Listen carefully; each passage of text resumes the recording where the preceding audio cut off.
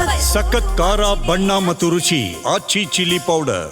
ಶಿಡ್ಲಘಟ್ಟ ನಗರಸಭೆ ಪೌರಾಯುಕ್ತಿಗೆ ಬೆದರಿಕೆ ಹಾಕಿರುವ ಪ್ರಕರಣದಲ್ಲಿ ತಲೆಮರೆಸಿಕೊಂಡಿರುವ ಕಾಂಗ್ರೆಸ್ ಮುಖಂಡ ರಾಜೀವ್ ಗೌಡ ವಿರುದ್ಧ ಇಂತಹದ್ದೇ ಮತ್ತೊಂದು ಆರೋಪ ಕೇಳಿಬಂದಿದೆ. ಶಿಡ್ಲಘಟ್ಟ ತಹಶೀಲ್ದಾರ್ ಗಗನ ಸಿಂಧು ಅವರಿಗೂ ಏಕವಚನದಲ್ಲಿ ನಿಂದಿಸಿದ್ದ ಎನ್ನಲಾಗಿದ್ದು, ಆದರೆ ತಾನು ಆಡಿಯೋ ರೆಕಾರ್ಡ್ ಮಾಡಿಕೊಂಡಿಲ್ಲ ಎಂದು ತಿಳಿಸಿದ್ದಾರೆ. ಈ ಬಗ್ಗೆ ನಗರಸಭೆ ಆಯುಕ್ತೆ ಅಮೃತ, ಸ್ಥಳೀಯ ಶಾಸಕ ಬಿಎನ್ ರವಿಕುಮಾರ್ ಮತ್ತು ಜಿಲ್ಲಾ ಉಸ್ತುವಾರಿ ಸಚಿವ ಡಾ ಎಂಸಿ ಸುಧಾಕರ್ ಬಳಿ ಅವರು ಅಳಲು ತೋಡಿಕೊಂಡಿದ್ದಾರೆ. ಇನ್ನು ಶಿಡ್ಲಘಟ್ಟ ನಗರಸಭೆ ಪೌರಾಯುಕ್ತಿಗೆ ನಿಂದನೆ ವಿಚಾರವಾಗಿ ತಲೆಮರೆಸಿಕೊಂಡಿರುವ ರಾಜೀವ್ ಗೌಡಗಾಗಿ 3 ತಂಡಗಳಿಂದ ಹುಡುಕಾಟವನ್ನು ನಡೆಸಲಾಗುತ್ತಿದೆ. ಶಿಡ್ಲಘಟ್ಟ ಠಾಣೆಯ ಸರ್ಕಲ್ ಇನ್ಸ್ಪೆಕ್ಟರ್ ಆನಂದಕುಮಾರ್, ಚಿಂತಾಮಣಿ ಗ್ರಾಮಾಂತರ ಠಾಣೆಯ ಇನ್ಸ್ಪೆಕ್ಟರ್ ಶಿವರಾಜ್ ಮತ್ತು ಸೈಬರ್ ಪೊಲೀಸ್ ಠಾಣೆ ಪಿಐ ಸೂರ್ಯಪ್ರಕಾಶ್ ನೇತೃತ್ವದಲ್ಲಿ ಶೋಧ ನಡೆಸಲಾಗುತ್ತಿದೆ. ಬಂಧನ ಭೀತಿಯಿಂದ ನಿನ್ನೆ ರಾತ್ರಿ ರಾಜೀವ್ ಗೌಡ ಪರಾರಿಯಾಗಿದ್ದು, ಆತನ 2 ಮೊಬೈಲ್ಗಳು ಕೂಡ ಸ್ವಿಚ್ ಆಫ್ ಆಗಿವೆ. ಹೀಗಾಗಿ ಬೆಂಗಳೂರಿನ ಇಂದಿರಾನಗರದಲ್ಲಿ 1 ತಂಡ, ಸಂಜಯ್ ನಗರದಲ್ಲಿ 1 ತಂಡ ಮತ್ತು ಕೆಂಪೇಗೌಡ ವಿಮಾನ ನಿಲ್ದಾಣದಲ್ಲಿ 1 ತಂಡದಿಂದ ಆರೋಪಿಗಾಗಿ ಹುಡುಕಾಟವನ್ನು ನಡೆಸಲಾಗ್ತಾ ಇದೆ. ಮತ್ತೊಂದೆಡೆ ರಾಜೀವ್ ಗೌಡನನ್ನ ಬಂಧಿಸದಿದ್ದರೆ ಶಿಡ್ಲಘಟ್ಟ ಬಂದ್ ಮಾಡುವುದಾಗಿ ಎನ್ಡಿಎ ಮುಖಂಡರು ಪೊಲೀಸರಿಗೆ ಎಚ್ಚರಿಕೆಯನ್ನ ಕೂಡ ನೀಡಿರುವ ಕಾರಣ ಈ ಪ್ರಕರಣ ಮತ್ತಷ್ಟು ಗಂಭೀರ ಸ್ವರೂಪವನ್ನ ಪಡೆದುಕೊಂಡಿದೆ. ಅದರ ಜೊತೆಗೆ ಪ್ರಾಣ ಬೆದರಿಕೆ ಆಡಿಯೋ ವೈರಲ್ ಆಗ್ತಿದ್ದಂತೆ ಸಂಬಂಧಿಕರು ಮತ್ತು ಪ್ರಭಾವಿ ಗುತ್ತಿಗೆದಾರನ ಮೂಲಕ ಪೌರಾಯುಕ್ತೆ ಅಮೃತರನ್ನ ರಾಜೀವ್ ಗೌಡ ಪರೋಕ್ಷವಾಗಿ ಸಂಪರ್ಕಿಸಿದ್ದ. ರಾಜಕಾರಣಿಗಳ ವಿರೋಧ ಕಟ್ಟಿಕೊಂಡ್ರೆ ಮುಂದೆ ಪೋಸ್ಟಿಂಗ್ ಸಿಗಲ್ಲ, ಇದೆಲ್ಲ ಯಾಕೆ ಬೇಕು, ಬಿಟ್ಟು ಬಿಡು ಎಂದು ರಾಜೀವ್ ಗೌಡ ಅಣತಿಯಂತೆ ಗುತ್ತಿಗೆದಾರರೊಬ್ಬರು ನಗರಸಭೆ ಪೌರಾಯುಕ್ತಿಗೆ ತಿಳಿಸಿದ್ರು. ಆದರೆ ಹುದ್ದೆಗಿಂತ ಆತ್ಮಗೌರವ ಮುಖ್ಯ, ಬೇಕಾದ್ರೆ ಮತ್ತೆ ಸಾಫ್ಟ್ವೇರ್ ಕೆಲಸಕ್ಕೆ ಸೇರ್ತೇನೆ ಎಂದು ಅಮೃತ ಅವರು ಈ ವೇಳೆ ಹೇಳಿದ್ದಾರೆ. ಇನ್ನು ಸರ್ಕಾರಿ ಕೆಲಸಕ್ಕೆ ಸೇರುವ ಮುನ್ನ ಮಾಸಿಕ 3 ಲಕ್ಷ ರೂಪಾಯಿ ಸಂಬಳ ಪಡೆಯುತ್ತಿದ್ದೆ. ರಾಜೀವ್ ಗೌಡ ಮಾತಿನಿಂದ ಮನೆಯವರು ಬೇಸರಗೊಂಡಿದ್ದಾರೆ ಎಂದು ಅಮೃತ ತಿಳಿಸಿದ್ದಾರೆ.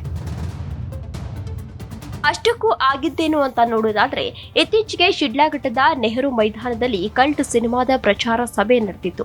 ಈ ವೇಳೆ ಕೋಟೆ ವೃತ್ತದಲ್ಲಿ ರಸ್ತೆಗೆ ಅಡ್ಡವಾಗಿ ಸಿನಿಮಾ ಪ್ರಚಾರದ ಫ್ಲೆಕ್ಸ್ಗಳನ್ನು ಅಳವಡಿಸಲಾಗಿತ್ತು.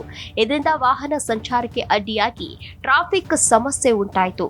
ಸಾರ್ವಜನಿಕರಿಂದ ದೂರು ಬಂದ ಹಿನ್ನೆಲೆಯಲ್ಲಿ ನಗರಸಭೆ ಸಿಬ್ಬಂದಿ ಫ್ಲೆಕ್ಸ್ಗಳನ್ನು ತೆರವುಗೊಳಿಸಿ ಕಚೇರಿಗೆ ತಂದಿಟ್ಟಿದ್ರು. ಈ ಬಗ್ಗೆ ನಗರಸಭೆ ಮಾಜಿ ಅಧ್ಯಕ್ಷ ಹಾಗೂ ರಾಜೀವ್ ಗೌಡರ ಬೆಂಬಲಿಗ ಅಫ್ಸರ್ಗೆ ಪೌರಾಯುಕ್ತರು ಮಾಹಿತಿ ನೀಡಿದ್ರು. ಆದರೆ ಫ್ಲೆಕ್ಸ್ ತೆರವುಗೊಳಿಸಿದ್ದಕ್ಕೆ ರಾಜೀವ್ ಗೌಡ ತೀವ್ರ ಆಕ್ರೋಶಗೊಂಡು ಪೌರಾಯುಕ್ತರಿಗೆ ಕರೆ ಮಾಡಿ ಜಗಳವಾಡಿದ್ದಾರೆ. ಬಾಯಿಗೆ ಬಂದ ಹಾಗೆ ಮಾತನಾಡಿದ್ದಾರೆ. ನಮ್ಮ ಬ್ಯಾನರ್ ಅನ್ನ ಬಿಚ್ಚಿಸಿದ್ರೆ ಬೆಂಕಿ ಹಚ್ಚಿಸುವೆ, ನನ್ನ ಒಳ್ಳೆತನವನ್ನ ನೋಡಿದ್ದೀರಿ, ಕೆಟ್ಟತನವನ್ನ ನೋಡಿಲ್ಲ ಎಂದು ಹರಿಹಾಯ್ದಿದ್ರು. ಸದ್ಯ ಅಶ್ಲೀಲವಾಗಿ ಬೈದಿರುವಂತಹ ರಾಜೀವ್ ಗೌಡನ ಆಡಿಯೋ ಸಾಮಾಜಿಕ ಜಾಲತಾಣದಲ್ಲಿ ಸಿಕ್ಕಾಪಟ್ಟೆ ವೈರಲ್ ಆಗಿದ್ದು, ರಾಜೀವ್ ಗೌಡನ ವರ್ತನೆಗೆ ಸಾರ್ವಜನಿಕ ವಲಯದಲ್ಲಿ ಸಾಕಷ್ಟು ಆಕ್ರೋಶ ವ್ಯಕ್ತವಾಗಿತ್ತು. ಹಲೋ ಮೇಡಮ್, ಅದು ಬ್ಯಾನರ್ ಬಿಚ್ಚಕ್ಕೆ ಹೇಳಿದ್ರಾ? ಇಲ್ಲ ಸರ್, ಅದು ಒಂದ್ ಬ್ಯಾನರು ಆ ರೋಡ್ ಕೋಟೆದಲ್ಲಿ ಮಧ್ಯದಲ್ಲಿ ಹಾಕ್ಬಿಟ್ಟಿದ್ರಂತೆ. ಅದೇನೋ ಗಾಡಿಗಳಿಗೆ ಗುದ್ಕೊಂಡ್ ಹೋಗ್ಬಿಟ್ಟಿದ್ದಾರೆ, ಅವ್ರು ಯಾರೋ ಪಬ್ಲಿಕ್ ಕಂಪ್ಲೇಂಟ್ ಮಾಡ್ತಾ ಇದ್ರು ಅನ್ಬಿಟ್ಟು ನಾನು ಅಪ್ಸರ್ ಅವ್ರಿಗೆ ಹೇಳಿದ್ದೆ, ಸರ್ ಒಂಚೂರು ಸೈಡ್ ಅಲ್ಲಿ ಕಟ್ಕೊಳಕ್ ನಮ್ ಹೇಳಿ. ಬ್ಯಾನರ್ ಏನೋ ಬಿಚ್ಚಿದಿರಿ ಅಂತಂದ್ರೆ ಬಂದ್ ಬೆಂಕಿ ಹಚ್ಚಿಸ್ಬಿಡ್ತೀನಿ ಅಷ್ಟು ಹೇಳಿದೀನಿ. ನಾನು ಇನ್ನ ಒಳ್ಳೆತನ ನೋಡಿದಿರಿ, ಕೆಟ್ಟತನ ನೋಡಿಲ್ಲ. ಸರ್ ಒಂದ್ ನಿಮಿಷ, ಬ್ಯಾನರ್ ಒಂದ್ ನಿಮಿಷನೂ ಬಿಚ್ಬಿಟ್ಟು ಕೇಳಲ್ಲ, ಆಫೀಸ್ ಅಲ್ಲಿ ಇದೆ ನಿಮಿಷನೂ ಸರ್, ಕೇಳಲ್ಲ. ಅದನ್ನ ಮಧ್ಯದಲ್ಲೆಲ್ಲ ಕಟ್ಟಿದ್ದಾರೆ, ಆಕ್ಸಿಡೆಂಟ್ ಆಗಿದೆ ಅಂತೆ. ತರ ತಿಳ್ಕೊಂಬೇಡಿ ನನ್ಗೆ. ಸರ್ ಒಂದ್ ನಿಮಿಷ ಕೇಳಿ, ಅದು ಆಕ್ಸಿಡೆಂಟ್ ಆಗಿದೆ ಸರ್, ಪಬ್ಲಿಕ್ ಇಂದ ಕಂಪ್ಲೇಂಟ್ ಬಂದಿದೆ. ಕಂಪ್ಲೇಂಟ್ ಬಂದ್ರೆ ಬ್ಯಾನರ್ ಹೆಂಗ್ ಕೀಳ್ತೀರಿ? ಬ್ಯಾನರ್ ಕಿತ್ತಿಲ್ಲ ಸರ್, ತೆಗ್ಬಿಟ್ಟು ಅದು ಆಫೀಸ್ ಅಲ್ಲಿ ಇಟ್ಟಿದ್ದಾರೆ. ನಾನ್ ಬೆಳಗ್ಗೆ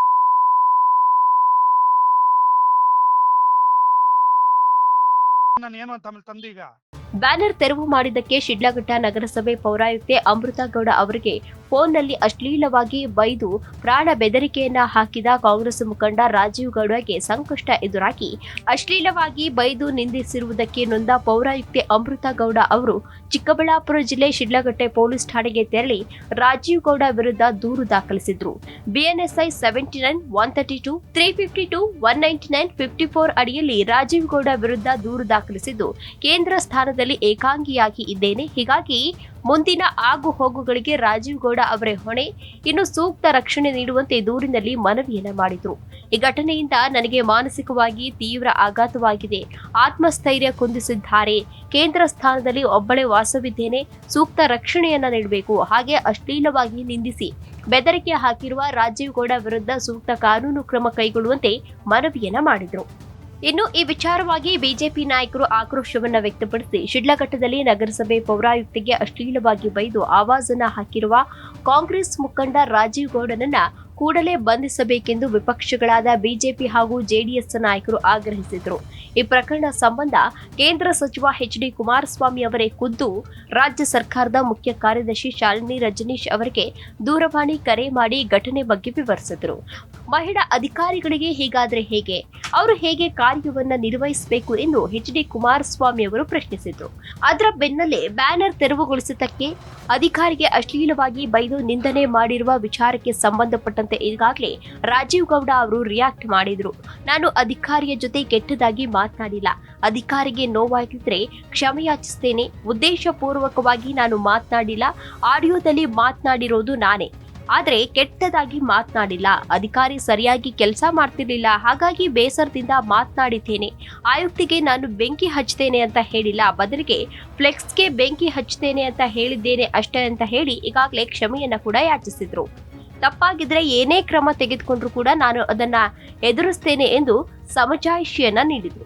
ಅದರ ಬೆನ್ನಲ್ಲೇ ಇದೀಗ ಶಿಡ್ಲಘಟ್ಟ ತಹಶೀಲ್ದಾರ್ ಗಗನ ಸಿಂಧು ಅವರಿಗೂ ಏಕವಚನದಲ್ಲಿ ನಿಂದಿಸಿದ್ದಾರೆ ಎನ್ನಲಾಗಿದ್ದು, ಆದರೆ ನಾನು ಆಡಿಯೋ ಮಾಡ್ಕೊಂಡಿಲ್ಲ ಅಂತ ಹೇಳಿ ಗಗನ ಸಿಂಧು ಅವರು ತಿಳಿಸಿದ್ದಾರೆ.